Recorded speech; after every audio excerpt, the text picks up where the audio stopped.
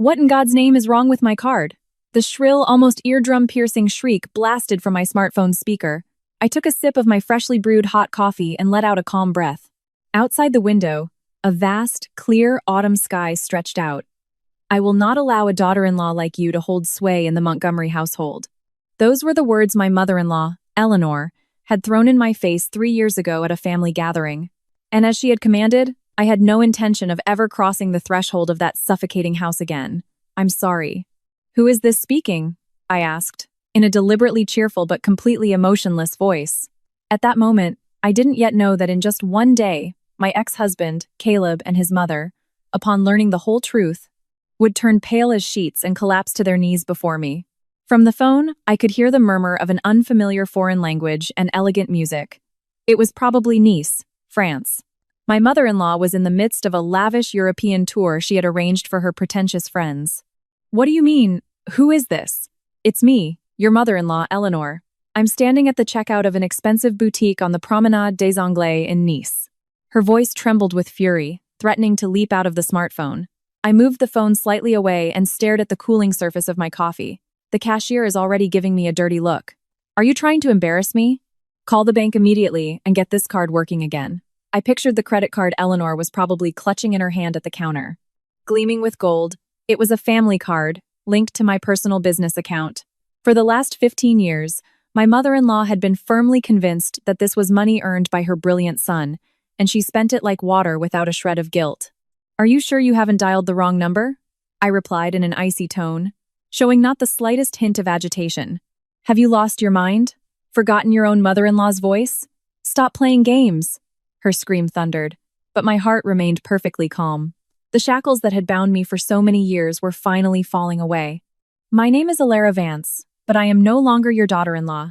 3 days ago, my divorce papers against Caleb were officially filed. A complete silence fell on the other end of the line for a few seconds. Only the sounds of glamorous Parisian life quietly seeped through. Divorce? What nonsense are you talking about? Cal didn't say a word to me about this. I sighed softly and laid out the facts, dryly and without emotion. I don't know what Caleb has explained to you, but the divorce papers have been filed. As of now, the legal process has begun. Eleanor gasped, but her innate arrogance immediately took over, and she screamed with renewed force. I cannot allow a stranger to use my credit card, so I canceled it yesterday. When I said this, my mother-in-law snorted. Lies. My son Cal gave me this card. It can't be yours. You're a lazy freeloader who sits at home all day and earns nothing. I recalled all the insults I had endured over 15 years of marriage and smiled calmly. Look closely at the front of the card. The name Alara Vance should be engraved right there on the front. It is my personal card, linked to my business account as a sole proprietor. A rustling sound came from the other end. She was frantically turning the card over. In all these 15 years, not a single charge has ever been made to Caleb Montgomery's account. The expenses for your stay in Nice, the payment for the luxurious hotel, and the purchases at this boutique. I slowly pronounced the final words. You will have to pay for all of it with your own cash. And now, goodbye. That can't be. Wait, before she could say anything else, I pressed the end call button and immediately added her number to my block list. In the silence of my new apartment's living room, I sank deep into the sofa. 15 years. 15 long and agonizing years I had endured as the wife of Caleb Montgomery and the daughter-in-law of Eleanor Montgomery. I worked as a freelance medical translator, day and night. Translations in a highly specialized field were well paid, and my income significantly exceeded Cal's salary. He was a sales manager at a mid-tier company, but his vanity led him to constantly treat his colleagues and subordinates. His modest salary was nowhere near enough for the lavish lifestyle he led. So, I covered most of our living expenses, paid for my mother-in-law's entertainment, and even the costs of socializing with relatives. It is the duty of a daughter-in-law to serve the Montgomery family. You are the wife of my son, Eleanor would declare at every opportunity, treating me like a convenient servant or a bottomless wallet. Cal would always just smile. Mom's just old-fashioned. Be the bigger person, just let it go. They didn't care how many sleepless nights I spent finishing a translation or how exhausted I was doing housework. They considered my work an easy side job, just tapping away on a keyboard at home. They took my efforts for granted. I decided to divorce not just out of fatigue or accumulated resentment towards my mother-in-law. I had discovered a crucial betrayal. Cal not only spoiled his mother with my money but also used it to satisfy his own desires in a way that deeply wounded me and trampled my human dignity. 3 days ago, I had placed the filled-out divorce petition and a thick folder of documents in front of Cal. He had snorted and didn't take it seriously. Hysterical again? Do what you want. You think I'll sign and file this? You wouldn't last a day without me. He didn't believe for a second that I would actually leave, so I had no intention of forging his signature on the documents late at night while he slept. I wasn't going to commit an illegal act and worsen my position. Several years ago, during one of our arguments, he had signed the petition himself, bragging, "Fine, I'll divorce you anytime." I had carefully preserved that document all these years. I filed it with the court to initiate the proceedings. The smartphone screen suddenly lit up, and a short vibration made the glass table tremble. A notification from a messaging app. The sender, my ex-husband, Cal. A nauseatingly carefree and cruel message appeared on the screen. "Alara, Mom just called me in tears. Said you canceled the family card. That's going too far. Contact the bank immediately and put everything back the way it was." I stared coldly at the message. A message from Cal continued. "I'll forgive you this time. Be home for dinner. I've already taken care of things around the house." I turned the smartphone face down and finished my cold coffee. Cal still didn't understand anything. Not that I had handed over all the evidence from the past 15 years to a top-tier lawyer. Not that a certified letter for his company was scheduled to arrive this afternoon. Not that his young mistress, whom he was trying so hard to protect, was plotting her own schemes behind his back. Well, your real hell is just beginning. Looking at the selfish message from my ex-husband, I calmly turned the smartphone face down. The arrogant words, as if a parent scolding a child for a minor prank. He still considered the betrayal that shattered 15 years of marriage as nothing more than a light affair. He didn't even realize that he was the one who should be begging his wife for forgiveness. The man's foolishness made me take a deep breath, filling my lungs with the cold air. Why had I been with such a man for 15 long years? It seems strange to me now, but I was once tightly bound by the word family. Raised in old traditions where public opinion mattered greatly, I believed that once married, it was a wife's duty to preserve the family at any cost. I married Cal at 31. At that time, I had just left the translation company where I had worked for many years and started my career as an independent medical translator. Every day was filled with anxiety and pressure. Cal, whom I met then, seemed calm, kind, and reliable. "I will support your dream with all my heart, Alara.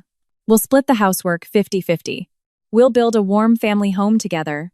His words during the proposal are still stored in a corner of my memory. It didn't take long to realize how foolish I had been to believe them. Less than 6 months after the wedding, my mother-in-law, Eleanor, began to interfere in our lives. A Montgomery wife working on the side? It's a disgrace. Sitting at home and tapping on a keyboard is child's play. Eleanor considered my work, which required deep specialized knowledge and concentration, merely an amusement to ward off boredom. When I asked Cal for help, he always put on a guilty face and made me endure it. "Mom's just old-fashioned. Alara, be the bigger person, let it go. If I say something to her, she'll get offended." In 15 years, he never once contradicted his mother. Cal, unwilling to create conflict, always sided with his mother-in-law, making me the guilty one to keep the peace. He looked down on me from his safe position as a good son and a neutral husband. Over time, the promise of sharing housework completely vanished, and the burden fell entirely on my shoulders. I would get up at 5 a.m., prepare Cal's packed lunch and breakfast, and after he left, I would clean and do laundry perfectly. My mother-in-law often showed up without warning, and each time I had to interrupt my work, make her tea, and listen to her barbs for hours. After she left, from afternoon until late at night, I would immerse myself in translation work, battling with complex medical databases and translation software. Due to work with international clients and tight deadlines, I often slept less than 3 hours. Even when I was sick with a fever, Cal only worried about himself. What about my dinner?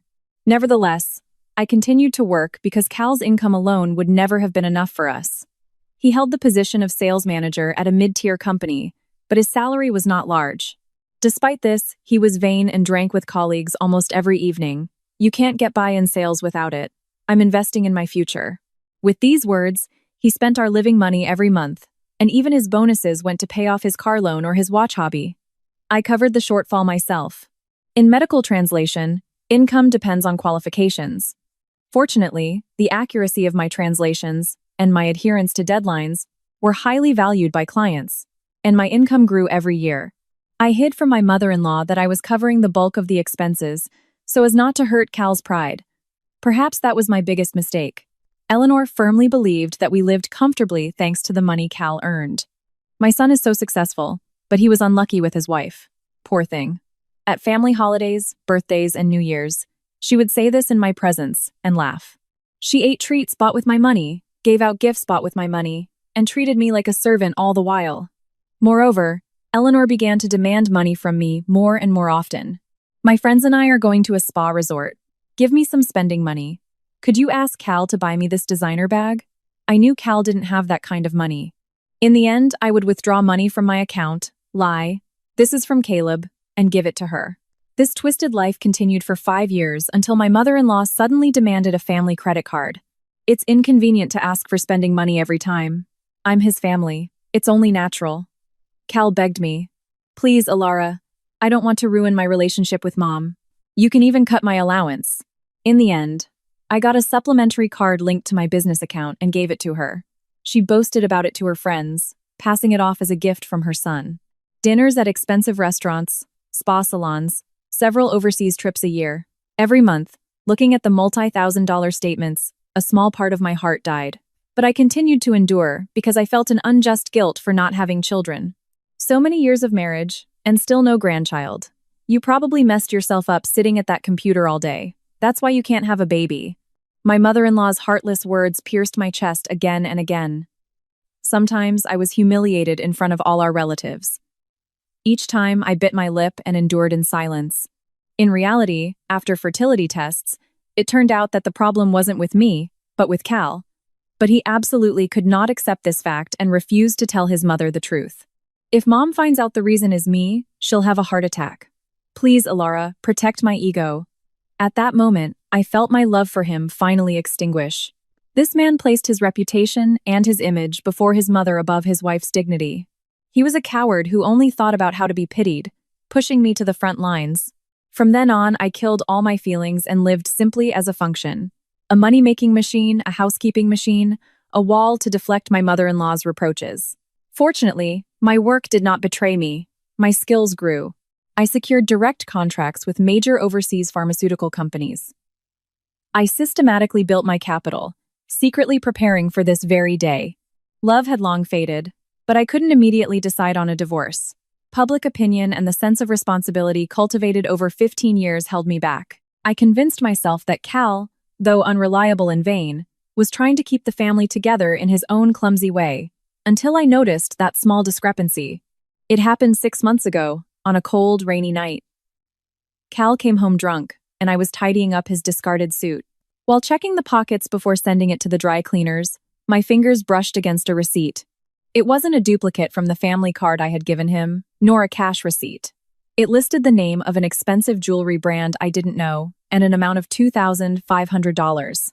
And in the item description were the words matching rings and an additional charge for engraving. In 15 years of marriage, Cal had never given me any rings besides my wedding band. Looking at that receipt, I felt the blood run cold in my veins, and with a trembling hand, I picked up his smartphone. It was the gateway to the whole truth. That night, in the pocket of the suit my husband Cal had thrown aside, I found a single receipt. It clearly stated $2,500 and matching rings. I stood in the semi-darkness of the living room, clutching that slip of paper in my frozen fingers. The drumming of the cold rain against the window seemed only to deepen the emptiness in my soul. $2,500. An amount I earned by spending nights poring over medical reference books, cutting my sleep, and completing several complex projects. In all our 15 years of marriage, Cal had never understood the value of that money. He had used the family card, a card that drew from my account, and casually ordered matching rings for another woman. Listening to Cal's loud snoring from the bedroom, I stared into the darkness with a cold gaze. Instead of sadness, I felt a quiet, heavy fury rising from the depths of my soul. Thinking back, Cal's behavior in recent months had been clearly strange. Previous small inconsistencies now clicked into place like puzzle pieces.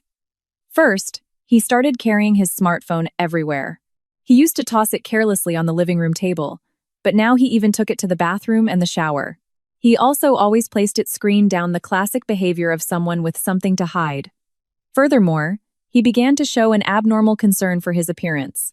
On weekends, a man who used to lounge all day in pajamas with unshaven stubble now meticulously styled his hair in front of the mirror every morning. The suit I had bought him with my saved money he now called cheap, and with his own allowance, he ordered a custom-tailored one. Appearance is important in sales. It's awkward in front of my subordinates, he would justify. But the light, youthful scent of cologne I caught as he passed by was hardly fitting for a middle-aged sales manager. Every time I smelled that scent, a dark haze enveloped my heart. Nevertheless, I didn't question him, because I didn't want to cause a scene without solid proof. Perhaps, deep down, I was afraid. At 46, childless, having dedicated 15 years solely to work and home, the thought of destroying my marriage and being left alone was terrifying. The next morning, as usual, I got up at 5 a.m. and prepared Cal's lunch. As I rolled the omelet, thoughts of yesterday's receipt wouldn't leave my mind. Cal, coming into the kitchen as if it were his due, sat at the table, his eyes glued to his smartphone. "I have a business trip this weekend," he said, slurping his soup without looking at me. "That's the third one this month," I asked quietly. He let out an exaggerated sigh. "Yeah, I've been assigned a new major project, overtime every day. I'm so tired." "You have it good, just sitting at home tapping on a keyboard. No stress." I said nothing to his usual condescending words. I just looked at the neatly ironed collar of his shirt and felt a sense of emptiness.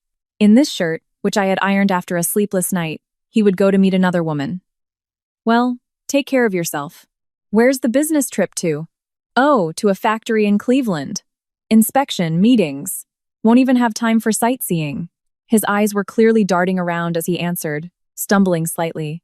"I see," I replied and poured myself a cup of hot tea.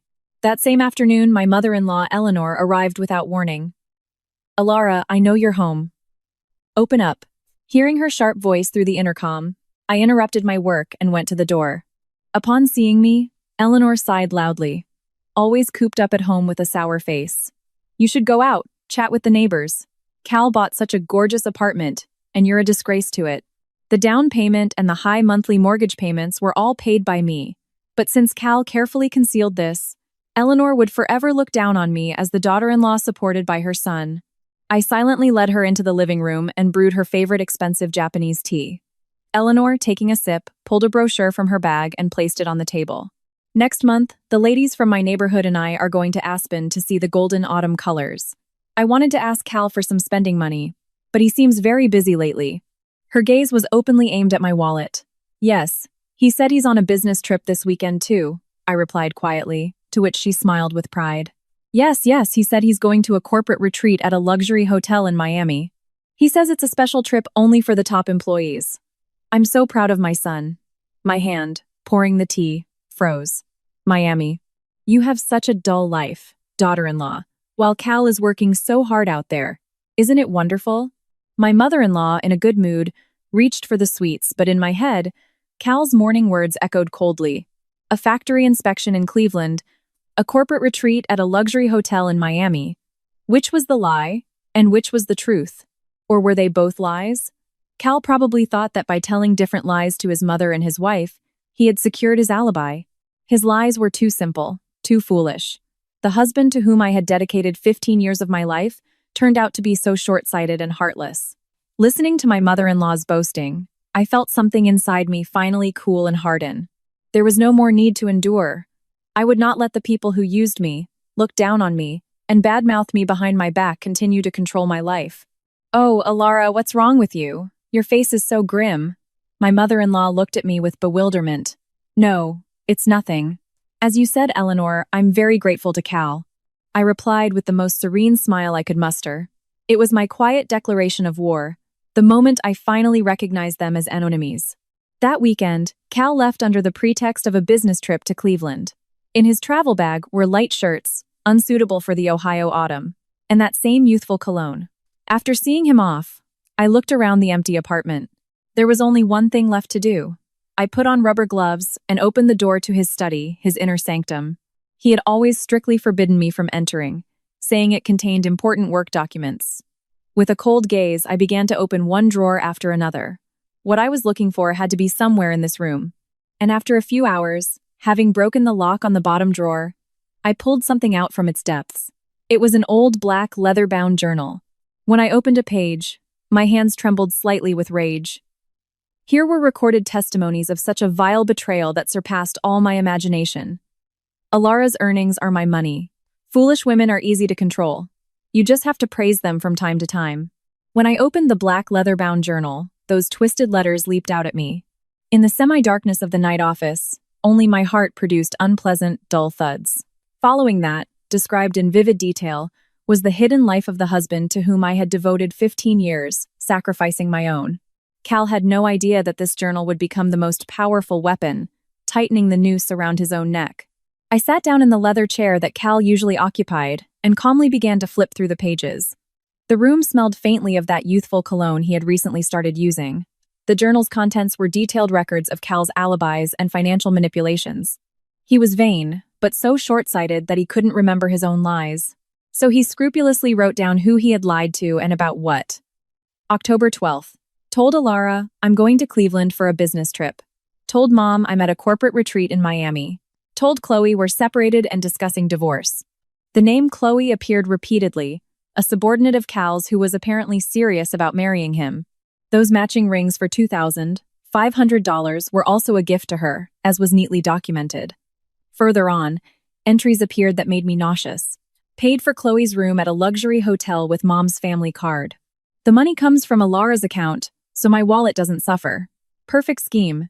Cal made me cover all living expenses, while his entire salary went to his entertainment. Moreover, he cunningly used even my family card, the one I had given to my mother-in-law. He would ask Eleanor to pretend she was paying for her purchases, but in reality, he was using that card to pay for dates with his mistress. I clenched my trembling hands tightly and took a deep breath. I couldn't give in to emotions. I needed evidence, not tears, to finally corner them. Searching the drawer where the journal was, I found a brown envelope. Inside was a stack of bank statements in Cal's name that I had never seen, and a small USB flash drive. Opening the book, I saw records of monthly transfers from Chloe. Wedding savings with Chloe, $1,000 a month. Checking against the journal entries, I realized Cal was also conning his mistress out of money, supposedly for their future. I stood up and brought my laptop to the study. Inserting the flash drive, I checked its contents. Numerous photos and several audio files appeared on the screen. The photos, as expected, were explicit pictures of Cal and Chloe on trips and at expensive restaurants. I copied everything to my external hard drive without hesitation. Then I played one of the audio files. The voices of Cal and his mother, Eleanor, poured from the speakers. Alara is just a convenient wallet. She's defective, can't even have a child, so she might as well pay. It's only natural.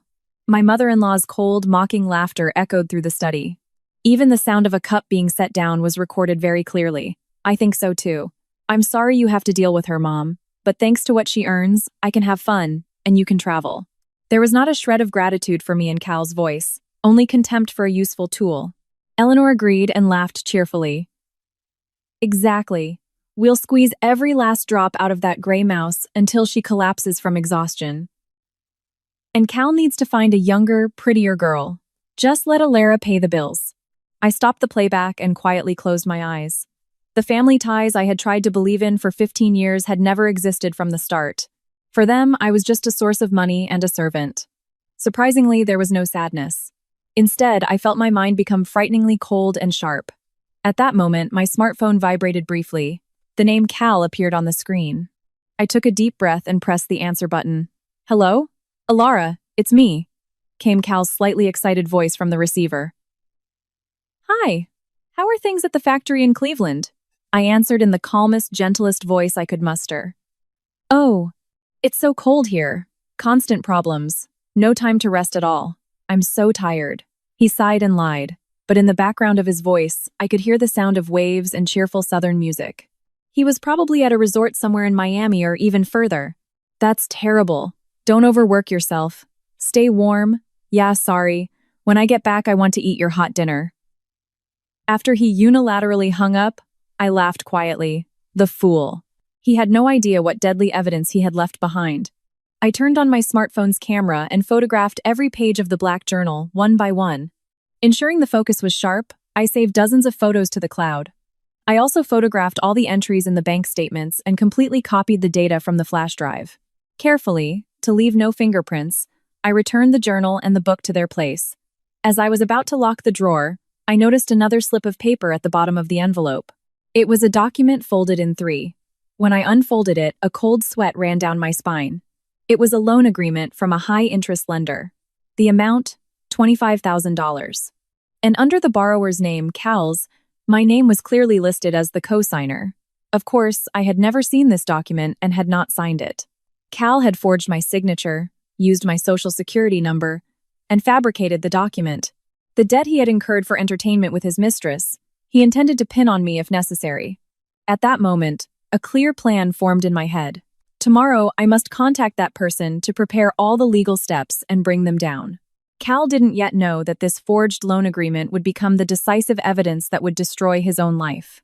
The food you make is so bland and tasteless. If Cal didn't eat out at good places, he'd have gotten a vitamin deficiency long ago. My mother-in-law, Eleanor, poking at the pot roast I had been cooking since morning, snorted with contempt. My husband, Cal, who had just returned from his business trip to a southern resort, didn't even try to defend me, just chuckled while sipping his cold beer. They didn't know that this miserable dinner would be the last we would share as a trio. That evening, when Cal returned from his trip with his mistress, Eleanor, as if nothing were amiss, let herself in with her key, and the dinner to celebrate his safe return began. On the dining table were several labor-intensive dishes I had prepared at her request. However, from her lips came only complaints. A woman who stares at a computer all day can't cook a proper home meal. Cal earns good money, so use more expensive ingredients. What a useless daughter-in-law you are. I silently served the roast onto plates and placed them in front of them. Cal barely touched my food and proudly addressed his mother. Mom, don't be so upset. Alara just has no talent for cooking. What can you do? Besides, I ate first-class seafood on my business trip, so now I want something simpler. Eleanor clapped her hands in satisfaction and laughed loudly. Well, that's my son, a man who does first-class work and eats first-class food. And you, Alara, what first-class work do you do? Sit at home all day typing text that isn't worth a dime. I quietly placed a damp towel on the edge of the table. Work that isn't worth a dime. They would never understand how much those words trampled my dignity. The mortgage on this luxury apartment, the food they were now eating, all of it was earned by me through this useless work. Cal's modest salary went to his vanity and gifts for his mistress. Cal stood up and brought a beautifully wrapped flat box from the living room. Mom, this is a souvenir for you from my trip. The designer scarf you've wanted for a long time. It's a bit of a stretch on my salary, of course, but nothing is too much for you. Eleanor shrieked with joy and snatched the box. Inside was a bright silk scarf worth at least several $100s. Oh, how lovely. What a good boy you are, Cal. I'm so happy to have such a caring son, unlike Alara. I haven't gotten a cent of spending money from her. Eleanor looked at me and sighed dramatically. Cal gave me a quick glance and shrugged apologetically. Sorry, Alara. Your souvenir is just some cookies I bought at the airport. You don't go out anywhere. You don't need to dress up, so I thought food would be better. On the edge of the table lay a cheap paper box of cookies worth a few dollars. Nearby, Eleanor, wrapping the scarf around her neck, threw out the cruelest phrase, "It's not that you don't need to dress up. You don't have the right to dress up." A barren woman can't pass on the genes of such a wonderful man as Cal. As a daughter-in-law, you're a zero, just a parasite. At that moment, the air in the room grew cold. Cal made an awkward face for a second, but immediately looked down into his beer glass and fell silent. To hide the truth that the cause of infertility was him, he continued to protect himself, using my dignity as a shield. He didn't care how much it hurt his wife. The most important thing was that his mother not be disappointed in him. Such was the true nature of the husband I had lived with for 15 years. In the past, I would have been deeply wounded by these words. I would have hidden in the bathroom, crying silently, convincing myself that if I endured, everything would be peaceful. But now, past sadness and anger, a frightening silence reigned within me. The image of that forged $25,000 loan agreement I found in his study flashed clearly in my mind. A man who tried to pin the debt incurred for his mistress's upkeep on his wife. A man who calmly paid for his mistress's hotels with the family card, drawing funds from my account, while also appeasing his mother. And an arrogant, short-sighted woman who, knowing nothing, believed it was her son's money and lived lavishly. These two had no idea on the edge of what deep abyss they stood. They laughed carelessly, unaware of the fate awaiting them. Yes, Eleanor. Perhaps I am not worthy of this house. I slowly stood up and faced them calmly. Eleanor was a little puzzled by my submissive reaction. Oh, you finally understand your place. Then be grateful to me and Cal and serve us better. She snorted triumphantly and went back to her cold roast. With the most serene smile I could muster, I quietly left the table. I had no more words for them.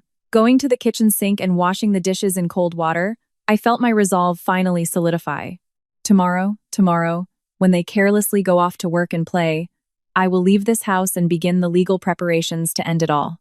The next morning, after seeing a hungover Cal off with my usual smile, I took out my best dark gray suit from the closet, bought at the beginning of my career, and put it on.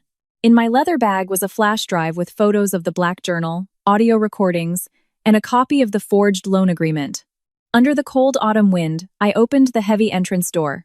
My path led to a prestigious law firm in an upscale part of the city. In a few hours, I would be sitting on a luxurious sofa in a reception area, and an experienced lawyer, nodding quietly, would place a thick folder of documents on the table. Cal and Eleanor still knew nothing. This law firm, located on the 15th floor of a high-rise building in a quiet business district, was separated from the outside world by a heavy mahogany door. I gave my name at the reception and was escorted to a meeting room. The thick carpet on the floor absorbed all the sound of my footsteps. Miss Vance, we've been expecting you. I am attorney Julian Croft.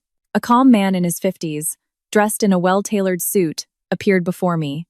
His graying hair was neatly combed, and his gaze was soft but held a steely sharpness. This was Julian Croft, the top-tier lawyer a business acquaintance had recommended, specializing in legal aspects of my field. He handled a wide range of cases from corporate law to complex divorce proceedings, and was known for showing no sentimentality in court or negotiations. Barely exchanging greetings, I placed a thick folder on the table. Then I handed him the flash drive and printed copies of numerous photos and documents. Everything is as I mentioned on the phone: marital infidelity, illegal use of my credit card, and a forged loan agreement listing me as a co-signer. Mr. Croft nodded briefly and silently opened the folder. The only sound in the room was the quiet rustle of turning pages. First, he reviewed the copies from Cal's black journal, dates of meetings with his mistress Chloe, amounts spent, lies he told me and his mother-in-law. When he saw the entry about Cal taking $1,000 a month from Chloe, his eyebrows twitched almost imperceptibly. I see. Your husband has meticulously documented his own misconduct. This is excellent evidence. Handwritten journal entries are a very strong argument in court. Then he played the audio file from the flash drive. The disgusting conversation between Cal and his mother, where they laughed at me, filled the room. Mr. Croft, his expression unchanged, listened to the end and picked up another sheet. It was a copy of that forged $25,000 loan agreement found in Cal's study. Miss Vance, this is very serious. Mr. Croft's voice dropped a tone. Your husband forged your signature and used your social security number without your knowledge. This is no longer just a family dispute. This is a criminal offense: forgery and use of forged documents. I clasped my hands tightly in my lap and looked him in the eye. I understand. That's why I have no intention of forgiving him. He took 15 years of my labor and dignity, and to top it all off, he tried to saddle me with a debt for his affairs with his mistress. Mr. Croft narrowed his eyes and exhaled softly. I understand. Your decision is firm. With this set of evidence, we will not only secure the divorce but also win the case for compensation from your husband and his mistress completely. He began making notes in his notepad, explaining the next steps. First, regarding the debt. You are not obligated to pay anything. A handwriting analysis will quickly prove it's a forgery. Furthermore, we will prepare documents to garnish his wages through his company. As for the family card linked to your account, cancel it immediately. At the words "cancel the card," the arrogant face of my mother-in-law flashed in my mind. Mr. Croft, the thing is, my mother-in-law is leaving next week for a European tour of France and Italy with her friends. All her expenses there, for shopping and everything else, she plans to pay with this family card. When I said this, the corners of Mr. Croft's lips twitched almost imperceptibly. I see. Well, that could be an excellent moment to show your husband and mother-in-law the reality of the situation. He put down his pen and looked at me directly. Miss Vance, you mentioned you already have the divorce petition. Yes. Several years ago, he signed it himself and threw it at me. I still have it. That's very convenient. Then let's act before your mother-in-law flies to Europe, and while your husband is relaxed at work, we will block the card the moment she tries to splurge. And when your husband comes home, the apartment will already be empty. It was the most effective and cruel revenge I could inflict on them. I wanted to see them lose their minds, deprived of the tool they had used and looked down on for 15 years. Sir, I have one more request. I pulled another document from the depths of my bag. It was a copy of a report I had commissioned from a private investigation agency. Regarding the mistress, Chloe, she apparently knew Cal was married and still engaged in a relationship with him. Moreover, she works in his company's accounting department, and there is a suspicion she helped him falsify expense reports. Mr. Croft's eyes widened in surprise for the first time. Falsifying expense reports? That could completely destroy his position in the company. Yes, Cal paid for hotels for Chloe with my card, and then submitted those receipts as business expenses. Chloe approved them, and they spent the money reimbursed by the company on their entertainment. I placed the supporting documents from the detective agency in front of Mr. Croft. All of Cal's foolish actions were documented and in my possession. Mr. Croft, I'm not satisfied with just a divorce and compensation. I want him to pay for everything he took from me over 15 years, including his social standing. Mr. Croft leafed through the documents and sighed deeply. Then he said in a quiet, respectful voice, Miss Vance, you are an astonishingly intelligent and strong woman. I understand. We will create the perfect conditions so that your husband, Chloe, and your mother-in-law can never recover. From that day on, I completely suppressed my emotions and acted like the perfect wife. As the date of my mother-in-law's departure for Europe approached, Cal's behavior became increasingly brazen. He was sure I knew nothing and had dinner with Chloe every evening, returning home late at night, drunk. I didn't say a word, hung up his suit, and helped him pack for his business trip. And then, that Tuesday arrived. The day Eleanor, beaming, flew to Paris from JFK, I placed my key to the apartment where I had lived for so many years right in the center of the dining table. All my belongings from the closet had already been moved to my new apartment. On the table was another white envelope. It was my last letter to Cal. Closing the front door and stepping out into the cold autumn wind, I felt my smartphone vibrate. A message from Mr. Croft. The court has confirmed the filing of the divorce petition.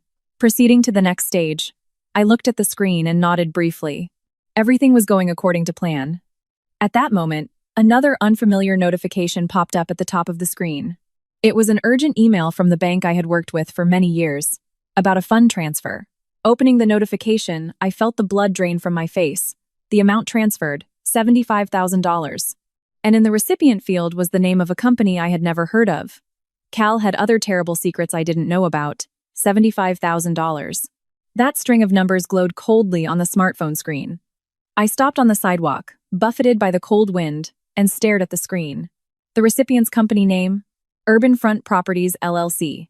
I had never heard of it, but a quick search revealed it was a real estate company specializing in luxury high-rise apartments in the city center. The flame of cold anger flared in my chest again.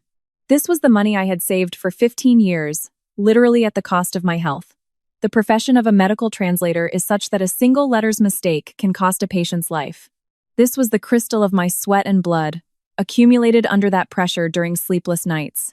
And this man had so easily tried to take it away. I immediately hailed a taxi and drove back to Mr. Croft's office. Seeing me rush into the reception, the lawyer understood everything at once. Miss Vance, what happened? You look terrible.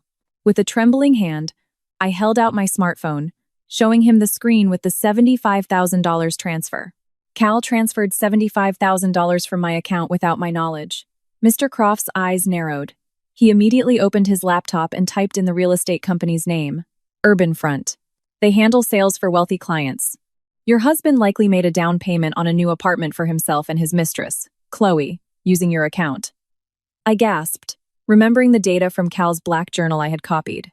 There was an entry about him going with Chloe to look at high-rise apartments. Chloe loved the apartment with the view of the city at night. I told her it's easy with my income. I'll quietly transfer the $75K down payment from Alara's business account. She never checks the balance anyway. Cal's short-sighted thoughts were laid bare. He was confident that, absorbed in my work, I paid no attention to finances. Yes, I managed daily expenses, but I didn't touch the large savings, putting them aside for our old age. Cal had taken advantage of my integrity and, while I was out, Must have found my old checkbook and personal documents in the drawer. Mr. Croft, can this money be recovered? I asked. The lawyer nodded confidently. Of course. Your husband used your forged signature without your permission and illegally made a transfer through a bank branch. This is pure theft, as well as forgery and use of private documents a criminal offense. Mr. Croft immediately picked up the phone and called my bank. The intervention of a lawyer as a legal representative accelerated the bank's response incredibly. This is an unauthorized transfer of a large sum without the account holder's permission. Cancel the transaction and freeze the account immediately. The lawyer's calm but authoritative voice echoed through the reception area. After several minutes of negotiation, the bank promised to halt the transfer and begin the process of returning the funds. Miss Vance, don't worry. The $75,000 will be back in your account within a few days, and the record of this illegal transfer will become a new decisive blow that will completely destroy your husband. Hearing the lawyer's words, I exhaled deeply and sank into a chair. The mistress, Chloe. Working in the accounting department, she continued an affair with her boss, Cal. According to the report I had commissioned from the detective agency, she was well aware that Cal was married. Moreover, she believed his tales about his wife being a cold woman who didn't even manage the house and felt a strong sense of superiority towards me. I'm a much better match for Cal than that gray mouse. At 38, this is my last chance to get married. I won't let it slip. Such selfish words were written in her private social media account. She must have known about Cal's modest salary. So why did she believe he could buy a high-rise apartment? Because Cal, in collusion with her, was illegally embezzling company funds to appear wealthy. And the missing amount, he seriously intended to steal from my account. This was the ultimate level of infantilism and boundless arrogance from a man who had seen me as nothing but a source of money for 15 years. They were ready to devour my entire life to satisfy their desires. I whispered something quietly and stood up. No more tears. All that remained was a cold determination to rip off all their masks and drag the truth into the light. That evening, I was brewing hot tea in the living room of my new high-security apartment. On the table were a new laptop and a tablet, synced to Cal's smartphone. Their correspondence was displayed on the screen in real time. Chloe, I successfully transferred the down payment for the apartment. Now we'll have our dream home. A boastful message from Cal. Really, Cal? You're so amazing. I'll be with you forever. Chloe's ecstatic reply, full of emojis. They were planning to celebrate the apartment purchase that night at an expensive restaurant, with money stolen from my account. I took a sip of tea and smiled quietly. They had no idea that the money was already frozen by the bank, and the real estate company would not receive a penny. If the payment didn't arrive on time, the contract would be terminated. Naturally, a huge penalty would arise, which would fall entirely on Cal's shoulders as a personal debt. Around 9 p.m., a message from Cal addressed to me appeared on the tablet screen. Hey, Alara, why aren't you home? What's for dinner? He had probably finished celebrating with his mistress and returned in a good mood to that old apartment. He opened the door, entered a dark room, and was now looking for me. I didn't reply, just watched the screen. Hey, can you hear me? Asleep again? I'm tired and I'm back. And you're not here. Come back quickly.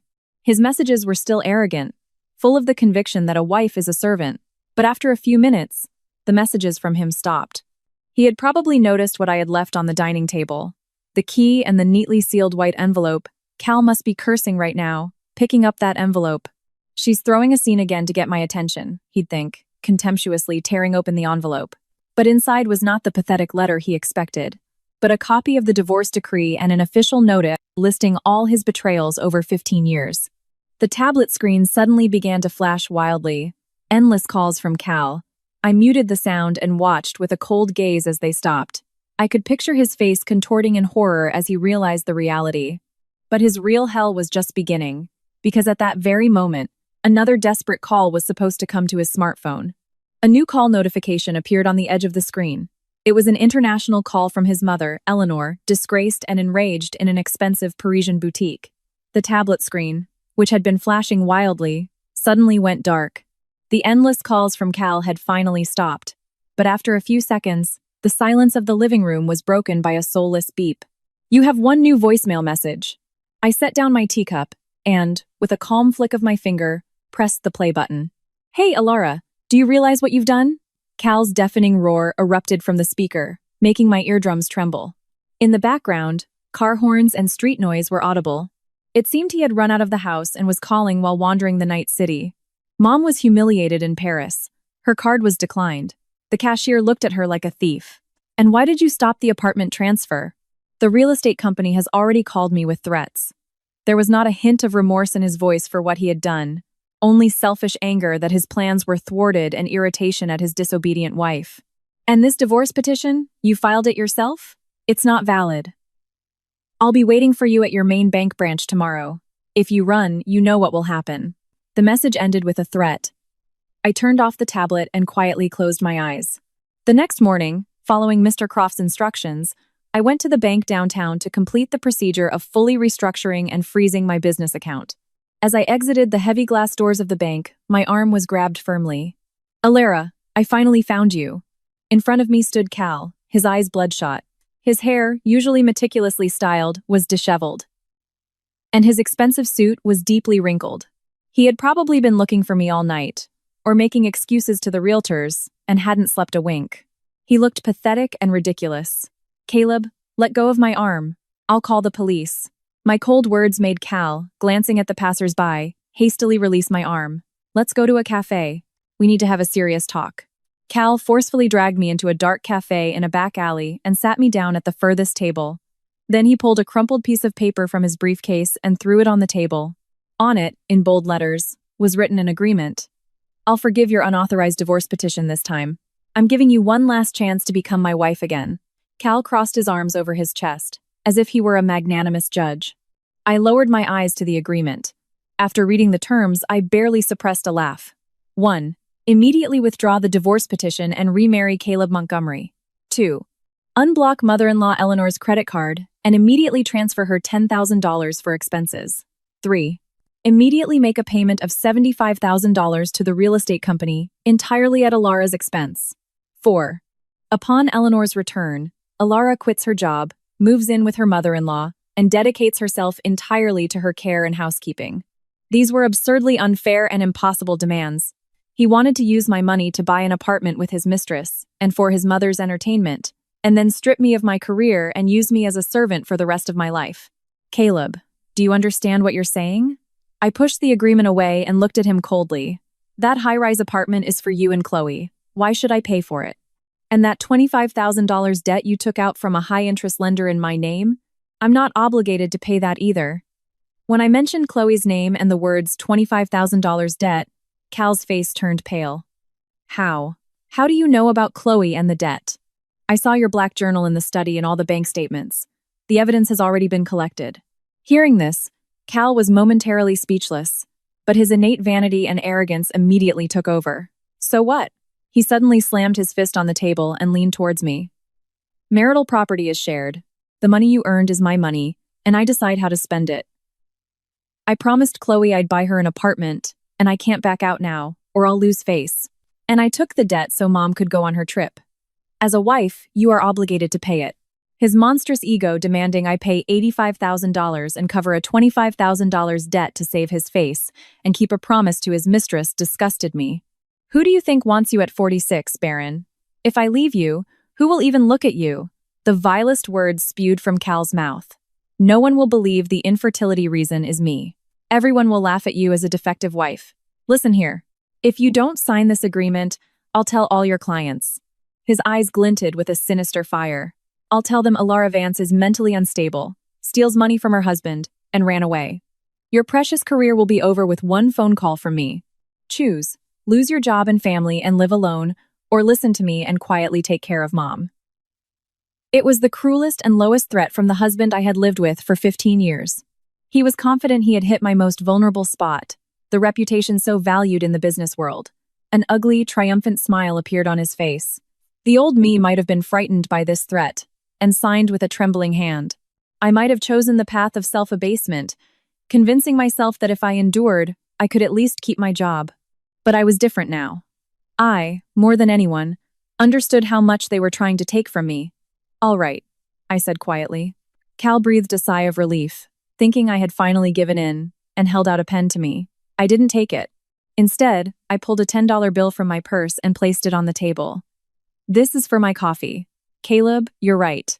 I'm not young anymore, but that's exactly why I'm not going to waste another second of my remaining life on a coward like you. I stood up and looked at the agreement. Call my clients if you want, but the price for that will be higher than you can possibly imagine. What?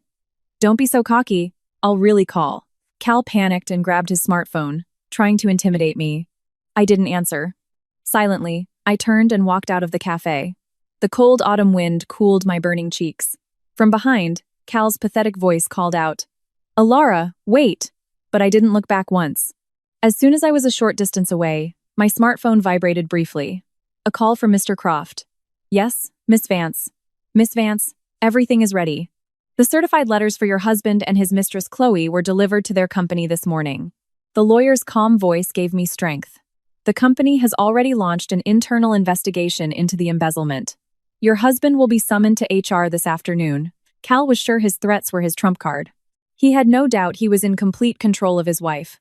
But he didn't yet know that before he could even call my clients, his own place in the company would already be engulfed in hellfire. That afternoon, back in Mr. Croft's office, I calmed myself with the aroma of hot herbal tea. The soft autumn light, filtering through the window, illuminated the heavy mahogany table. "Miss Vance, some astonishing facts have come to light." Mr. Croft laid out an additional report on Cal's company. It contained the crucial truth that connected all the dots I hadn't understood for 15 years. Cal was expensing meetings and hotels with Chloe as corporate entertainment, and his mistress Chloe, in accounting, was illegally approving these documents, and they were siphoning money from the company. This I already knew from his black journal. But the problem was that as the partner he was supposedly meeting, Cal was using a fictitious name. Your husband's expense reports claimed he was meeting with the management of Viridia Health Solutions. Mr. Croft pointed to a copy of a document. I gasped. Viridia Health Solutions was the largest global pharmaceutical company, the one with whom I, as a freelancer, had collaborated the longest and most closely. The company where Cal worked produced high-precision medical components. For them, Viridia Health Solutions was like a parent company they couldn't defy. Cal, to show off, had used the name of the largest and most reputable client. Cal had never asked me where I got my work from. I set down my teacup and, recalling the past, said quietly, he considered my work just a side hustle for pocket money. When I struggled with thick medical dictionaries and English scientific articles, he always laughed. No matter how much you stare at those papers, you'll never achieve my success in sales. But in reality, I was in a position where I received top-secret translation orders directly from the head of Viridia's U.S. operations. Mr. Croft, looking at the documents, smiled almost imperceptibly. I see. Your husband used the name of your biggest client to cover up his love affairs. Yes. If Cal calls my clients to threaten me, he'll be digging his own grave. The certified letter sent by Mr. Croft had been delivered that morning directly to the HR and security departments of Cal's company. The company's legal department would have immediately contacted Viridia Health Solutions to verify the facts. Naturally, none of the meetings Cal claimed had ever taken place. Cal and Chloe's embezzlement was fully proven as an internal crime from which they could not escape. Furthermore, regarding the forged $25,000 loan agreement, a handwriting analysis had already been prepared. The high-interest lender had been notified by Mr. Croft, and they were considering filing a police report. And regarding your mother-in-law, some interesting information came from the credit card company, Mr. Croft turned over another page. It seems she caused a huge scene at an expensive Parisian boutique, trying to make a large purchase without cash. For a proud woman so concerned with public opinion, it must have been a mortal shame in a foreign country where she didn't know the language and her reliable gold card turned out to be useless. She cried to her friends, begged them for money, and is now sitting humiliated in her hotel. The trip that was meant to be a source of pride had turned into a complete disaster for her. I quietly looked out the window. The net that was meant to corner them was already woven, but Cal and the others were not yet aware of its horror. Moreover, they still mistakenly believed they were in a winning position. That evening, when I returned to my new apartment, a long email arrived on my smartphone. The sender was Cal's mistress, Chloe. Just as I had found her contact information through a detective agency, she had apparently stolen my address from Cal's phone. The text that appeared on the screen was laughably absurd and full of arrogance. To Alara Vance, Cal told me everything. What a pathetic and miserable woman you are. She apparently believed that the $75,000 transfer for the apartment hadn't gone through simply because of my petty revenge. She had no idea that the embezzlement she had participated in was already exposed, and she could be fired tomorrow. The fact that you are preventing Cal from buying an apartment because you lack feminine appeal is low. Let him go. I can make him happier. Reading this letter, I sighed wearily. This young woman couldn't imagine the pressure I had endured for 15 years. Supporting that arrogant family, the letter continued. Tomorrow, we will gather the relatives at Cal's and officially announce your divorce.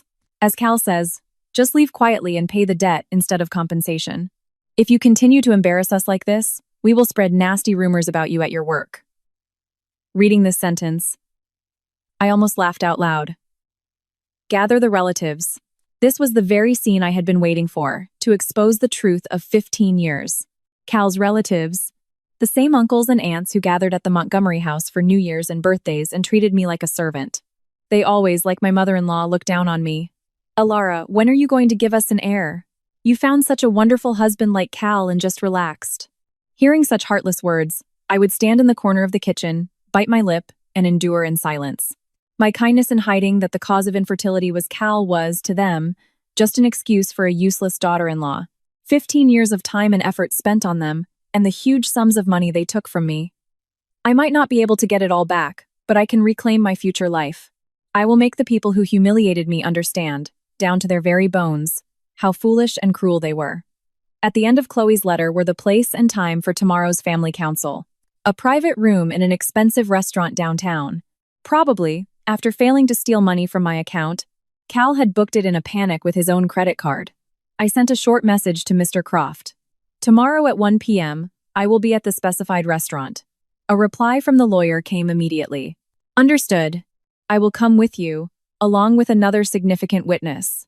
A significant witness. Those words instilled a calm confidence in me, and I turned off my smartphone. Cal didn't yet know that tomorrow's family council, which they themselves had arranged, would turn into the scene of their irreversible public execution, and that a person he feared more than anyone in the world would appear there. On the promised Sunday, I stood before the mirror, dressed in a newly purchased navy blue suit. The well-tailored, smooth fabric naturally straightened my posture.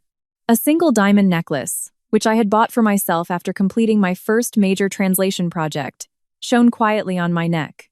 For 15 years, I had constantly worried about the opinions of my mother-in-law and relatives, choosing modest and inconspicuous clothing. I was afraid they would whisper behind my back that the daughter-in-law was splurging on her son's money. But from today, I no longer needed to look over my shoulder for anyone.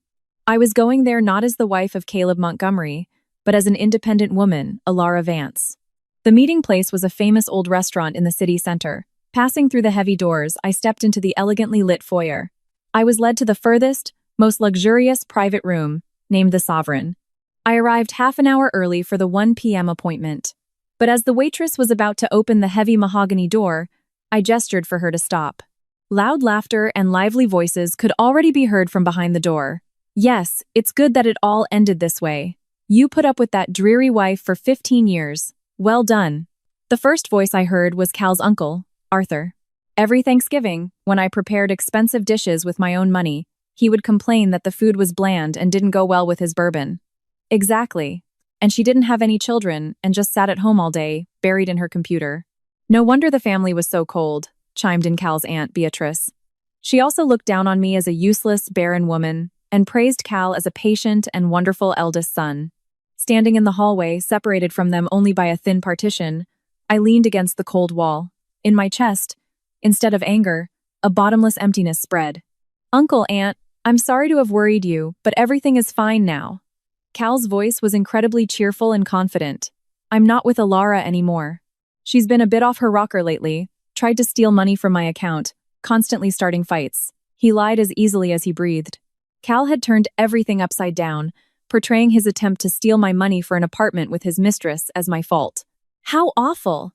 I always thought there was something wrong with her, Aunt Beatrice exclaimed exaggeratedly. But don't worry, I have a wonderful woman who has always supported me.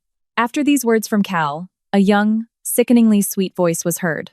Hello, I'm Chloe. I work in the accounting department at the same company as Cal. I saw how much he suffered from his wife's attacks and decided I had to support him. Chloe's voice was full of self-admiration, as if she were a heroine saving a tragic hero. She believed Cal's lies, and had no doubt that she was the one worthy of joining this wonderful family. "Oh, Chloe, you are so young and lovely, and most importantly, you work at a respectable company. Not like Alara, who sat at home doing a useless side job. Cal, you finally opened your eyes." To the relative's enthusiastic praise, Chloe replied with pride, "Oh, you're too kind. I don't deserve such words." They felt like the main characters of the evening, drunk on a false victory. They were sure I would come, crying, begging for forgiveness, afraid of losing my job. At that moment, a loud ringtone echoed through the room. "Ah, that's Mom calling from Nice," Cal said and put the call on speaker. "Cal, what's going on? Hasn't she come to apologize yet?" My mother-in-law's hysterical shriek erupted from the speaker. The relatives fell silent for a moment in surprise. I was so embarrassed in front of my friends. I had to lie that my son has so much money that the card had a system error from exceeding the limit. At this ridiculous lie, I almost sighed in the hallway. What a pathetic old woman, obsessed with public opinion and vanity. "Mom, calm down. Everything's fine. We're here with the relatives, waiting for Alara." Cal gently soothed his mother. "I won't forgive her. Make her pay for all my expenses in Europe as compensation for emotional distress, and the apartment down payment too. Because she held back the money from her account, Chloe suffered too." To her mother-in-law's words, Chloe replied with feigned modesty. "Eleanor, please don't worry about me. Chloe, I'm so sorry because of that wretched daughter-in-law. But don't worry, Cal will give her a piece of his mind." "Yes, Eleanor, until Alara pays the compensation and the debt, I will fight alongside Cal." The room was filled with a strange sense of unity, directed at destroying a common enemy, me. In their minds, the story was already complete. A wonderful, kind husband, a young, devoted new wife, and a miserable, victimized mother-in-law. "Mom, don't worry. Keep enjoying your vacation." I threatened Alara that I'd spread nasty rumors to her clients and destroy her job. She was so scared. Cal proudly recounted his low threat. "Her job will be over with one phone call from me, so she's not going anywhere. This is our complete victory." As his arrogant, low laughter echoed through the room, I quietly closed my eyes. No sadness, no resentment, only the decision to forever sever my past, where, for 15 years, I was tied to such petty people. "Miss Vance, we are ready." A quiet, calm voice sounded behind me. Turning, I saw Mr. Croft, and next to him stood an elderly gentleman in a well-tailored gray suit with a stern expression. It was Mr. Alistair Finch, the executive director of Viridia Health Solutions U.S. operations. He was the top manager of my biggest client, with whom I had worked under a direct contract for 15 years. After learning from Mr. Croft what had happened, Mr. Finch was furious that his company's name was used to cover up an affair and decided to come in person. "Mr. Finch, I'm sorry to have dragged you into my personal problems on your day off." I bowed deeply. He calmly shook his head. "You are not the one who should be apologizing, Miss Vance. You are our most reliable and valuable partner." I came to look straight in the eye of the man who insulted our partner and used our company's name to cover his dirty deeds. Mr. Finch's eyes burned with quiet anger. Mr. Croft calmly nodded to me. Everything was ready. There was no longer any need to leave them in their sweet dreams. "Cal, you've grown up so much, become so reliable. When Alara arrives, I'll give her a piece of my mind too." Cal and the relatives' carefree laughter still continued in the room. I slowly reached out and took hold of the cold door handle. Taking a deep breath, as if breaking the heavy chains of years, I abruptly threw the door open. My apologies for the wait. As my quiet but firm voice echoed through the room, the laughter died as if a video had been suddenly switched off. Cal, lounging at the head of the table. Chloe, smiling proudly beside him. The uncle and aunt waiting for me, their gazes were all fixed on me, and the two unfamiliar, imposing men behind me. At that moment, I saw the blood instantly drain from Cal's face. As the heavy door quietly opened, the cheap sense of superiority and the laughter that had filled the room vanished as if doused with ice water. In the center of the spacious, velvet-adorned room stood a large, elegant dining table, displaying yet untouched, luxurious appetizers and bottles of expensive wine. At the head of the table, Cal lounged with an air of importance. Next to him, feigning modesty, sat his mistress, Chloe, and at the edge, Cal's Uncle Arthur and Aunt Beatrice. On the table lay Cal's smartphone, still on speakerphone. His mother-in-law, from Nice, was likely listening with bated breath. Their gazes were fixed on me, dressed in an elegant navy blue suit. and on the two elderly men standing behind me. Alara, what took you so long? Cal was the first to break the silence. He was momentarily flustered but quickly put on the mask of an arrogant husband and shot me a sharp look. All the relatives have gathered to hear your apology. Sit down and apologize. And who are these imposing uncles behind you? Trying to scare me by bringing collectors? At Cal's words, Aunt Beatrice, snapping her fan shut, threw a cold phrase in my direction. Alara, have you been running up debts behind Cal's back? What a shameless daughter-in-law. Do you even realize how you embarrassed Eleanor and niece? You have no sense of duty. Uncle Arthur, crossing his arms, sighed deeply. Cal told us everything.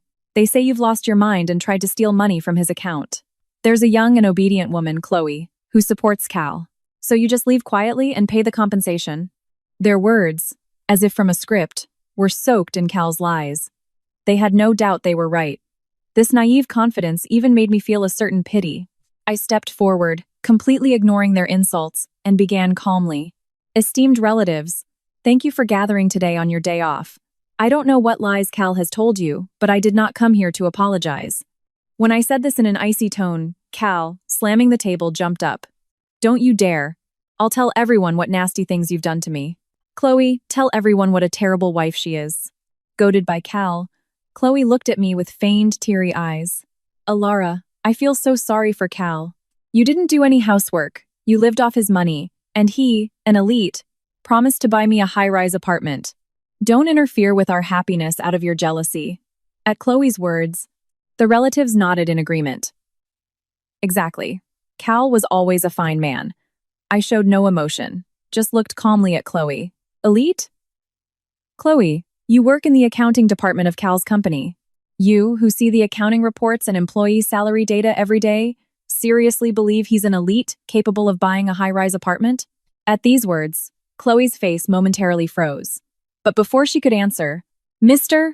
Croft, who had been standing behind me, calmly stepped forward. Good afternoon. I am Julian Croft, the attorney representing Miss Alara Vance. Mr. Croft introduced himself in a calm, confident voice, took a business card from his inner pocket, and gently placed it on the table. An attorney? Uncle Arthur looked at the card with bewilderment. Cal snorted and said to me with a sneer, Hey, where did you get the money for a lawyer? Probably found some pro bono guy to squeeze a little money out of me. It's useless. Mr. Croft, ignoring Cal's provocations, opened his thick leather briefcase. He took out several folders of documents and handed one each to Uncle Arthur, Aunt Beatrice, and Cal. Today, I am here to officially serve you with Miss Vance's divorce notice and demand for compensation for marital infidelity, and also to dispel your delusion, with irrefutable evidence, that Caleb Montgomery is a wonderful family breadwinner. Delusion? Don't talk nonsense, Cal shouted. But Mr. Croft continued in a cold tone. Please open the first page. These are copies of Miss Vance's tax returns for the last 5 years, and a statement from her business account. And on the second page are copies of Caleb Montgomery's pay stubs and income statements. Uncle Arthur and Aunt Beatrice looked at the documents in disbelief. After a few seconds, their faces fell, and they stared at the papers in astonishment. What? What are these numbers? Alara's annual income is 3 times more than Cal's? Uncle Arthur's voice trembled. Wait. The mortgage for this apartment is also in Alara's name, and the monthly payments are deducted from her account? Aunt Beatrice whispered, trembling. That is correct, Mr. Croft confirmed mercilessly. For the last 15 years, over 80% of this family's expenses have been covered by funds earned by Miss Vance. Moreover, on the third page is a statement for the credit card used by your mother-in-law, Eleanor. It was also linked to Miss Vance's personal account, and not once in all this time were payments made from Caleb's account. A dead silence fell upon the room. The relatives began to understand that all the luxurious dinners and foreign trips of their mother-in-law, which they believed were paid for by Cal, were actually at my expense. From the smartphone on the table, the panicked voice of my mother-in-law was heard. What are you saying, lawyer? That's a lie. It's money that Cal earned. Her voice was breaking. It was clear she was in a panic. I addressed the smartphone in an icy tone. Eleanor, when your card was declined at that expensive Parisian boutique, didn't the cashier tell you? The owner of this card is Alara Vance. A gasp was heard from the other end of the line. In a foreign country where she didn't know the language, she had come face to face with the reality that her vanity was supported by the wallet of the daughter-in-law she so despised, and she was left speechless. Lies. Don't believe these fake documents. Cal jumped up and started shaking Chloe by the shoulders. Chloe, tell them. Tell them what successes I'm achieving at the company. My salary can't be this low. But Chloe's face was already as white as a sheet. Working in accounting, she understood at a glance that the documents presented by Mr. Croft were official records that could not be faked. Chloe looked at the documents, trembling, then at Cal in disbelief. Cal, is this true? Your salary is really that low? And you tried to steal money for the apartment from Alara's account? At these words, Cal, flustered, stumbled back. He couldn't stop the collapse of his lies. No, this is all Alara's trap to frame me. Cal, his eyes bloodshot, looked at me and finally decided to play his trump card. Listen here, Alara. If you keep embarrassing me, I won't spare you. If you don't listen, I'm going to call your biggest client right now. Viridia Health Solutions. I'll tell them Alara Vance is mentally unstable and leaking information. I will completely destroy your career. Cal pulled his smartphone from his pocket and threatened me with a crazed smile. It was his last act of bravado, clinging to his status as a husband. The relatives, frightened by his sudden change, fell silent. I, looking at his pathetic display, calmly stepped aside and made way for Mr. Finch, who had been standing silently behind me all this time. There's no need to call, Caleb Montgomery. A quiet, weighty, authoritative voice filled the room. Mr. Finch, in his gray suit, slowly stepped forward. He took out his card case and, looking at Cal with a cold gaze, placed a pristine white business card on the table. Upon seeing the company name and title on that card, Cal froze as if turned to stone. I am Alistair Finch, Executive Director of Viridia Health Solutions, U.S. Operations. That heavy, authoritative voice, echoing in the room, caused Cal's hand, raised for a threatening call, to freeze in midair. The smartphone slipped from his fingers and fell with a dull thud onto the carpet. He finally understood that his trump card, which he had intended to use to destroy me, had now become the sharpest blade at his own throat. Mr. Finch, how? How did the executive director of such a large company end up here? Cal's lips turned blue. He could barely speak. For his mid-tier company, Viridia Health Solutions was an unattainable peak. His simple mind couldn't process the fact that the head of this company was standing behind the wife he so despised. Mr. Finch looked at the bewildered Cal with a cold gaze. Miss Vance is our top-tier partner. She single-handedly handles the translation of our top-secret clinical trial data and crucial overseas scientific articles. Without her deep knowledge and language skills, our projects would not move forward. The responsibility she bears and the value she creates are in a completely different league from your modest salary. At these words, Uncle Arthur and Aunt Beatrice exchanged glances and fell silent. They were confronted with the fact that the work they had considered a useless side job was actually highly skilled and held high social status. And I came here today not only to protect Miss Vance. Mr. Finch's voice became even lower and took on a metallic edge. He took a document from Mr. Croft and threw it in front of Cal. Caleb Montgomery, for the past 2 years, you have been submitting large expense reports to your company under the pretext of meetings with our management. However, none of our executives have ever met with a representative of such a small contracting company, let alone a rank-and-file sales manager. The last drop of blood drained from Cal's face. It turned as white as paper. Using our company's name to cover up your amorous affairs is absolutely unacceptable. This morning, I personally spoke with the president of your company. I strongly demanded a thorough internal investigation and the strictest measures to be taken. No, a pathetic, squeak-like sound escaped from Cal's throat. It was a sentence tantamount to exile, not only from the company, but from the entire industry. At that moment, Chloe, who had been sitting next to him, jumped up with a clatter. I had nothing to do with it. I just processed the documents Cal gave me. I had no idea he was lying. At Chloe's desperate cries, it was now Mr. Croft who shot her an icy glare. Chloe, your excuse that you didn't know holds no legal weight. Please open the 4th page. This is a copy of Caleb's journal and posts from your private social media account. On the page Mr. Croft indicated was an enlarged copy of entries from Cal's black journal. Asked Chloe to write off a check under the pretext of a meeting with Viridia. Now, I don't have to pay for the hotel. Moreover, there was a screenshot from Chloe's own social media. Dinner with my love on the company's dime. Perks of accounting. Ah, ah. Chloe collapsed to her knees, covering her face with her hands. There were no more excuses. As an accomplice to embezzlement, she too faced termination with cause. Wait, I'm the one to blame. It's all my fault, Cal suddenly shouted, leaning on the table with his hands. But Alara was cold too. She wouldn't give me money, so I had to do it. And the down payment for the apartment hasn't been paid yet, so there's no real damage. Looking at her husband's pathetic attempt to justify himself, I sighed softly. No damage? And what is this? I took a document from my bag and threw it in front of Cal. It was a copy of that forged $25,000 loan agreement. No. Cal froze as if struck by lightning. This is a loan agreement for $25,000 that you took out by forging my signature and using my identity. This is a criminal offense. Forgery and use of private documents. A handwriting analysis has already been ordered, and we are preparing to file a police report. After this cold blow from Mr. Croft, the relatives completely distanced themselves from Cal. Uncle Arthur, red with anger, jumped up, and Aunt Beatrice threw a contemptuous look at him. So you're a criminal too? No, I just wanted to teach her a lesson. I wasn't going to make her pay. No one was listening to Cal's excuses anymore. Caleb, for 15 years you looked down on me, devaluing my efforts. You laughed at how I worked to support this house, taking it for granted, and called me defective.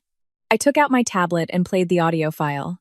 In the silence of the room, that disgusting conversation between Cal and his mother echoed. Alara is just a convenient wallet. She's defective, can't even have a child, so she might as well pay. It's only natural. I think so too. We'll squeeze every last drop out of that gray mouse until she collapses from exhaustion. Hearing their own voices, Cal's face contorted, and he tried to cover his ears. From the smartphone on the table, only the gasps of his mother from Nice could be heard. The relatives, shocked by such blatant malice and vileness, lowered their heads.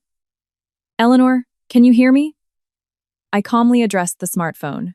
No matter how hard I tried, you never accepted me as part of the family. So I decided to cut you off completely. According to the laws of society, a heavy, cold silence fell over the room. But the truth I had prepared was not only that. The main lie they had used for 15 years to trample my dignity. When Mr. Croft calmly took the decisive document from his briefcase that turned everything upside down, Cal's eyes widened, and he experienced true despair. Mr. Croft calmly pulled a slightly yellowed old envelope from the depths of his leather briefcase. When that envelope landed on the table, the last drop of blood drained from Cal's face, turning it ashen.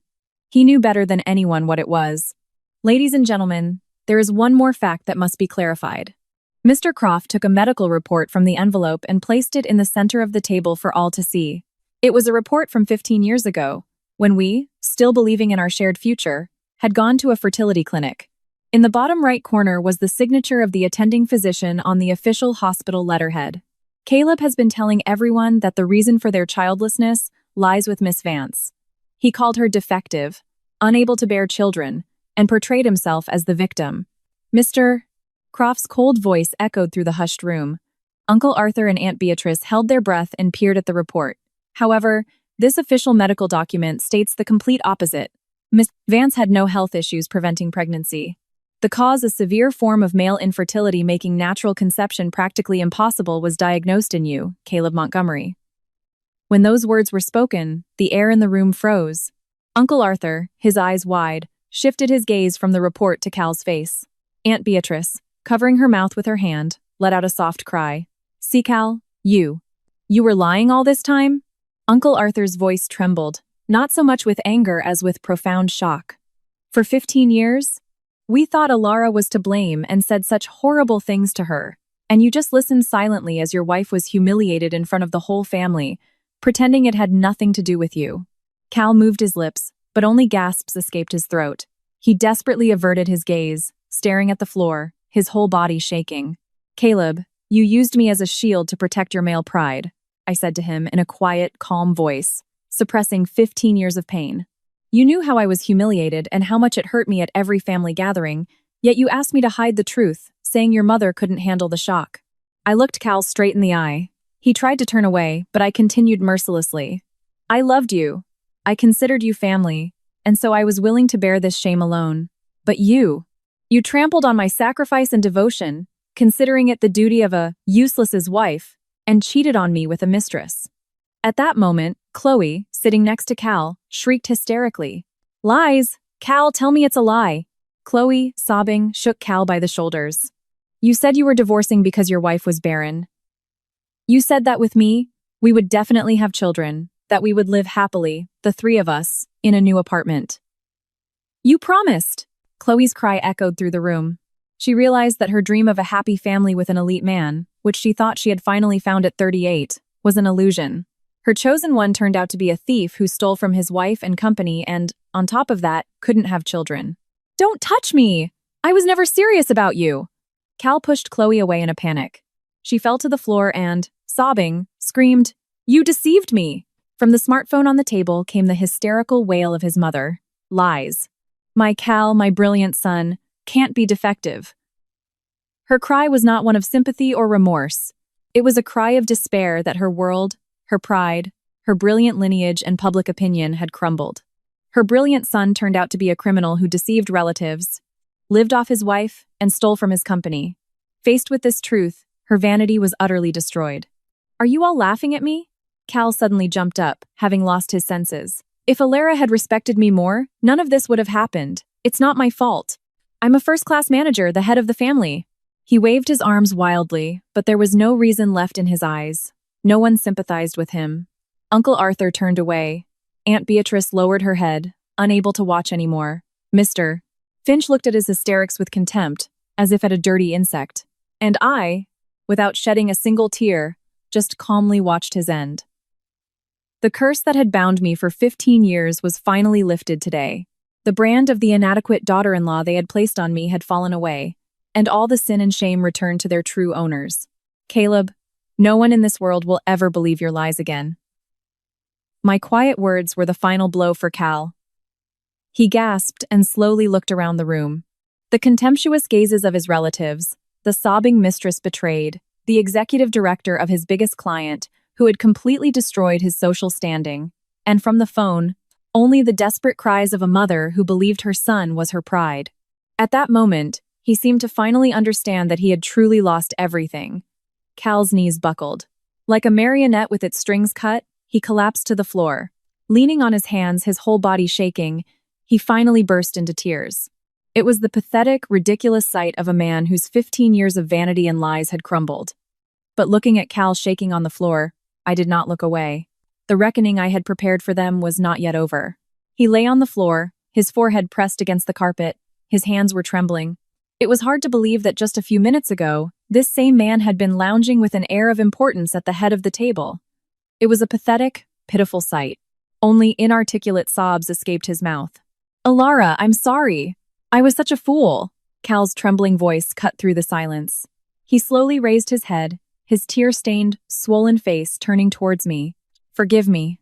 I didn't want to hurt you. I just couldn't face the blow to my pride. That's why I was so stubborn. He tried to crawl towards my feet. I calmly took a step back, avoiding his touch. His fingers scraped futilely against the carpet.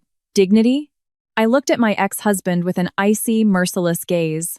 Making your wife a laughingstock in front of the whole family for 15 years to protect your reputation. Is that what you call male dignity? At my words, Cal shook his head. No, no. Then he pointed at the sobbing Chloe next to him and shouted, It's all her fault. It was Chloe who seduced me. She's the one who wanted the high-rise apartment. I just couldn't say no to her. At this low attempt to shift the blame, Chloe jumped up and looked at him. Don't you dare! You're the one who said you were divorcing your wife. You said my youth was your main comfort, that your wife was just a wallet. You said that, Cal. Chloe, like a madwoman, grabbed Cal by the collar and started shaking him. A disgusting scene of mutual accusations and insults began between them. Such was the true nature of the people who had recently pretended to be a loving couple. Stop it! Let go! Cal pushed Chloe away and threw himself at my feet again. Alara, I'm begging you, talk to Mr. Finch. I'll be fired. I'll pay back all the debts. Just please, don't go to the police. He wasn't afraid of the gravity of his crime, only the loss of his status at the company and public opinion. In 15 years, he hadn't uttered a single word of apology for the pain he had caused me, only a selfish desire to save himself. Looking at him, I felt a surprising emptiness. Once, I must have loved this man, cooked him delicious meals, waited for his return with a smile. But now, before me was just an unfamiliar, foolish man. There wasn't even anger, only complete indifference. I no longer have a single reason to protect you. I said it calmly, but with absolute coldness. Whether you're fired or arrested, I don't care. You must pay for your own crimes. At that moment, Uncle Arthur, who had been silent until now, slammed the table and stood up. I can't listen to this filth anymore. Red with anger, he shot a sharp look at Cal. Cal, you cowardly criminal, you are no longer our relative. And don't even think you'll be buried in the family plot. Don't ever show your face to us again, Aunt Beatrice. Clutching her purse, also stood up and looked at Cal with contempt. What a disgrace. To treat Alara like this, and to be barren yourself, we have to tell Eleanor. Because of you, our whole family is disgraced. They didn't sympathize with my pain. They were afraid of the shame a criminal in their lineage would bring upon the family and rushed to disown Cal. Cal shouted, "Uncle, wait!" But they left the room hastily without looking back. After they left, only a heavy silence, and Chloe's sobs remained in the room. From the smartphone on the table, the mother-in-law's voice was heard again. Wait. Alara. It's all your fault. If you had been kinder to Cal and let him spend money freely, none of this would have happened. The mother-in-law's voice had lost all reason and become frantic. Faced with the reality of her destitute situation in a foreign country, she was trying to preserve the remnants of her ego by shifting all the blame onto me. Cal, get rid of that lawyer right now and transfer me money for a return ticket immediately. Do you hear me? I am your mother. Cal, his head bowed, did not answer. His life had collapsed, and he no longer cared about his mother's expenses. I slowly walked to the table and calmly pressed the end call button. With a soulless click, the mother-in-law's shriek was cut off. She was left in a foreign country without money, without a credit card to boast about, in complete isolation. Miss Vance, it's time, Mr. Croft, standing behind me, asked quietly. I nodded silently and made way for him. Mr. Croft took several thick folders of documents from his briefcase and laid them out in front of Cal and Chloe. Caleb Montgomery and Chloe. This is an official demand for compensation from Miss Vance. Considering the fact of marital infidelity and your malicious attempts to conceal it, we are demanding the maximum amount from each of you. Seeing the amount specified in the documents, Chloe screamed and covered her mouth with her hand. Cal's eyes widened in despair. Furthermore, this is the property division agreement and the settlement agreement regarding the forged loan agreement. You will transfer ownership of the apartment and all marital assets to Miss Vance and confirm that Miss Vance bears no obligation for the $25,000 debt. Mr. Croft uncapped his pen and extended it to Cal with a cold gesture. If you do not sign, we will immediately file a police report and pursue legal action to the fullest extent, including the embezzlement case. You have no choice. Cal, with a trembling hand, took the pen. His hand shook so much he could barely place it on the paper. The very hand that had forged my signature for 15 years and signed a loan agreement for me was now trembling as it signed his own sentence. Alara, is this really the end? Cal looked at me pleadingly. A flicker of hope still lingered in his eyes. Somewhere deep down, he still believed that I would eventually say, all right, fine, and forgive him. Yes, it's the end. 15 years. Thank you for everything, I replied without any emotion. I had no more words for him. Cal finally gave up, and sobbing, signed the documents. Next to him, Chloe, also crying, added her signature. They had lost everything, and now they had to live with huge debts and compensations. Mr. Croft checked all the documents and neatly put them back in his briefcase. Miss Vance, let's go. Our work here is done, Mr. Finch also nodded silently and headed for the exit. I looked one last time at the back of my ex-husband, sobbing on the floor. Before me was not the image of the man I once loved, but just a pathetic shell, mired in vanity and greed, who had destroyed himself. Goodbye. I said to no one in particular and quietly turned away. A pleasant autumn breeze from the restaurant's garden wafted through the open door. Shedding the heavy chains of 15 years, I walked firmly down the corridor. But to truly start a new life, I had to get through one more night, and I didn't yet know that an even deeper hell awaited them the next morning. The morning after that tense family council, soft rays of autumn sun streamed into the spacious bedroom of my new apartment. I woke up slowly and, stretching in the fresh white bedding, took a deep breath. The heavy burden of being the Montgomery's daughter-in-law for 15 years no longer weighed on me. No more jumping out of bed at 5:00 a.m. to cook my husband's lunch, catering to his moods, and flinching at every phone call, fearing my mother-in-law's reproaches. That suffocating, hellish life had ended yesterday. I got out of bed and, in the quiet, clean kitchen, boiled water, ground beans from my favorite coffee shop, and slowly brewed a pot. The deep, fragrant aroma seemed to gently bless the beginning of my new life. At that moment, the smartphone lying on the dining table vibrated softly. "Good morning, Miss Vance. You must have been very tired yesterday." It was Mr. Croft, the man who had saved me. His voice, as always, was calm and confident, but I could hear a note of relief. "Mr. Croft, good morning. Thank you so much for yesterday, and please pass my sincere gratitude to Mr. Finch." When I thanked him from the bottom of my heart, the lawyer on the other end chuckled softly. "It is all the result of your strength and patience, Miss Vance. By the way, I have some final updates. This morning, I received an official call from the legal department of the company where your husband worked. Cradling the coffee cup with both hands, I listened intently. The company where Cal and Chloe worked took the matter of long-term embezzlement and the use of their largest client's name, Viridia Health Solutions, to falsify reports very seriously. This morning, when Caleb and Chloe arrived at work, they were immediately summoned to the president's office and handed their termination notices on the spot. Severance pay, naturally, is not being provided. Moreover, the company is preparing a civil lawsuit to recover the full amount of the embezzled funds. The debts that now lay on Cal were not just these: restitution to the company, a huge penalty for breaking the apartment contract, a massive compensation payment to me, and the illegally obtained $25,000 loan. In total, it was an astronomical sum in the millions. How a 8-year-old man with no job and a completely ruined reputation would ever be able to pay it back. Even if he declared bankruptcy, debts incurred through fraudulent activities are not dischargeable. He was doomed to be a slave to his own vanity and lies for the rest of his life. Chloe was also fired and tearfully turned to her parents for help, but her strict parents did not forgive their daughter for having an affair with a married man and, moreover, stealing from her company. Chloe was thrown out of her home, and now she faces difficult days ahead, having to pay her share of the compensation. The price for trying to live an easy life at the expense of her youth and someone else's misfortune turned out to be much higher than she could have imagined. As for your mother-in-law, it seems none of the relatives agreed to send her money in Paris. Listening to Mr. Croft's calm report, I peacefully gazed at the blue sky outside the window. After yesterday, the relatives had completely disowned Cal and his mother, considering them a disgrace to the family. Left penniless in a foreign country, your mother-in-law tearfully contacted the U.S. Embassy and received a loan for her return. The proud, image-conscious woman who wanted to show off a luxurious trip to her friends ended up causing a scandal akin to fraud and had to be bailed out by the embassy. It was the greatest humiliation for her.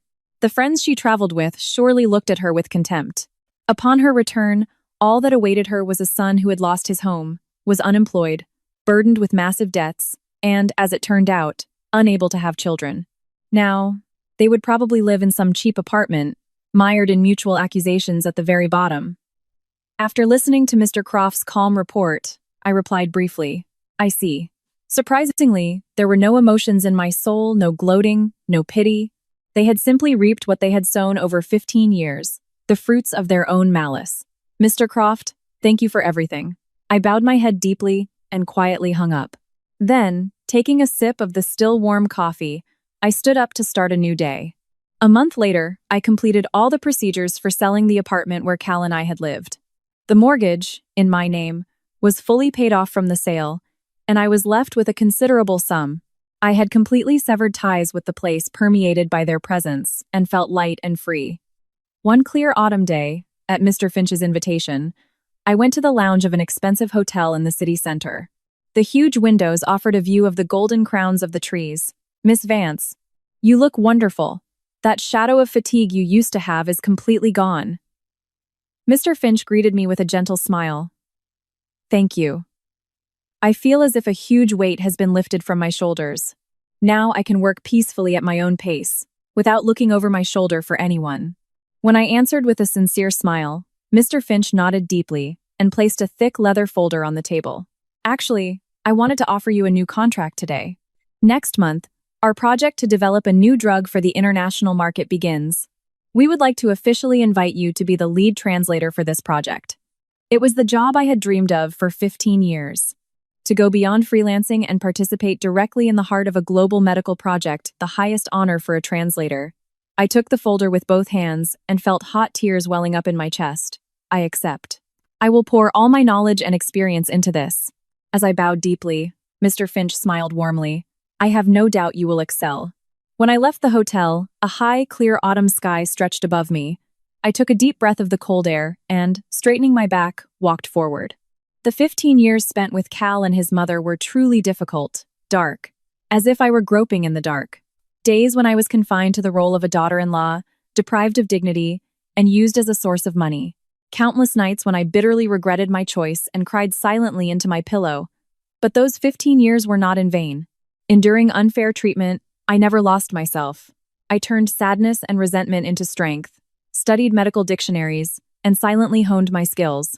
While they were having fun with my money, I, letter by letter, worked honestly for my future. Thanks to these invisible efforts, I was able to completely cut them off from myself with the help of law and society. I found true, reliable allies like Mr. Finch and Mr. Croft. Past sufferings had made me a strong woman, capable of living independently. Suddenly, in a large shop window on the corner, I saw my reflection. A 6-year-old woman in a navy blue suit, walking with a straight back. On her face, there was no longer any shadow of the fear with which she looked at her arrogant husband, nor the gloom with which she endured her cruel mother-in-law's reproaches. There was the face of an independent person, walking firmly through her own life. I stopped and smiled quietly at my reflection. Well then, time to go home. In my new, high-security apartment, there would be no more strange footsteps, no more voices blaming me. There would only be my favorite books, the tools of my proud work, and the aroma of hot coffee, brewed just for me. From a distance, the cheerful laughter of children playing in the park could be heard. Maple leaves, caught by the cold wind, swirled in a golden dance. My real life, at 46, was just beginning. I would never let anyone take my life from me again.